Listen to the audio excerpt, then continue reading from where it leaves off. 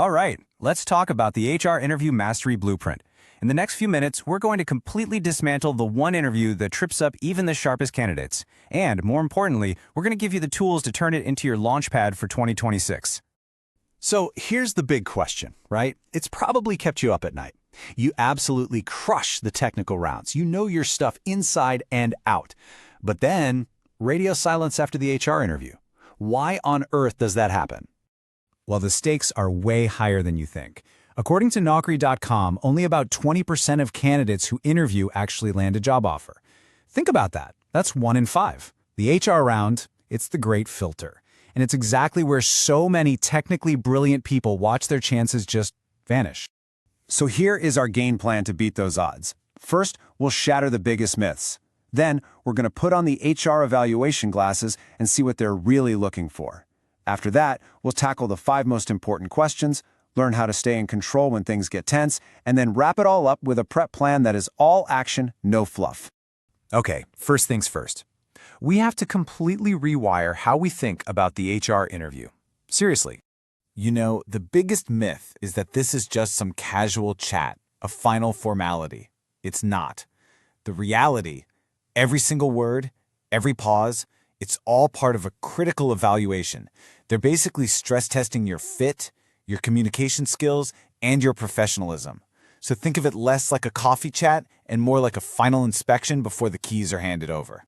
And this is why so many amazing candidates don't make it. It's not about your technical skills anymore. It's about these silent killers, rambling answers, not really knowing your own story, or just showing up looking like you didn't prepare. So if it's a big evaluation, what are they actually looking for? Let's switch our perspective for a minute and look through their lens, the HR evaluation lens. Now this is where we pull back the curtain. This is based on a real-deal rating form. Just look at what they're scoring. Eye contact, clarity, enthusiasm, professionalism. These are the signals they're hunting for. Your resume? That got you in the door. These signals right here? These are what get you the offer. The number one signal they're looking for is clarity. Simple as that. Can you actually explain your value without going off on a tangent? See, to them, clear communication is a direct reflection of clear, organized thinking. Next up is intent. They need to know, are you here because you want this specific job at this company, or do you just want, well, any job? They need to see that you've done your homework and have a real, specific interest in them. And finally, there's stability. Look, a company is making a huge investment in you. They really need to feel like you see this as a serious career move, not just a quick stop on your way to something else. And here's a super important warning. Trying to deliver some perfect, memorized answer, it's a total trap.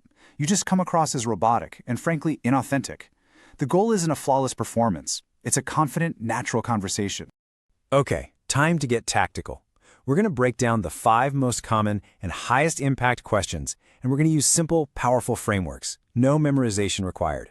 For that classic opener, tell me about yourself, just use the present, past, future formula. It's so easy.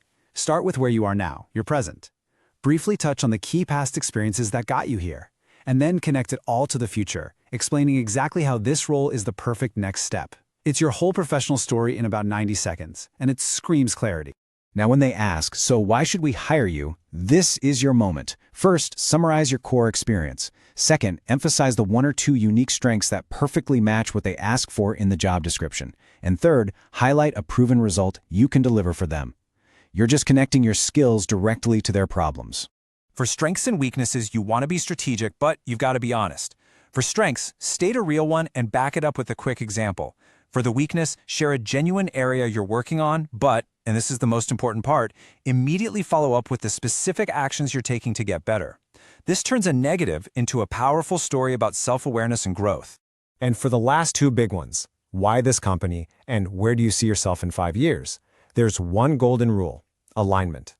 Always, always connect your answer back to the company. Show them how their mission excites you and how the growth path for this role fits perfectly with your own long-term goals.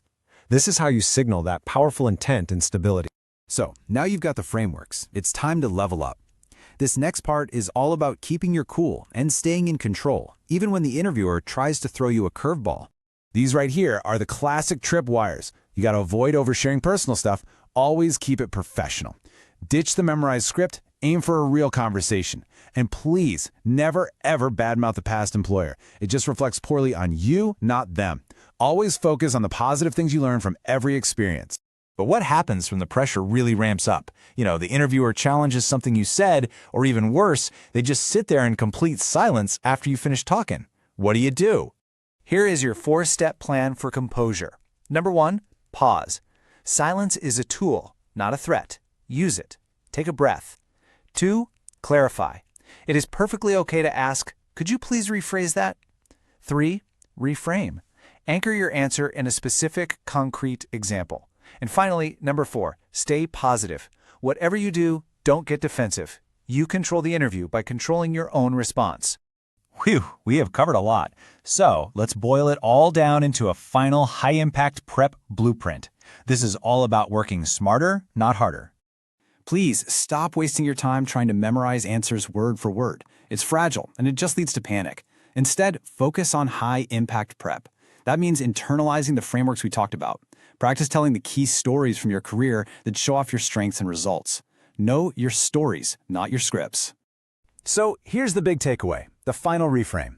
The HR interview isn't some scary hurdle you have to clear. It's a platform you get to launch from. It's your very first chance to show them your professionalism and your value. The only question left is, are you ready to take control?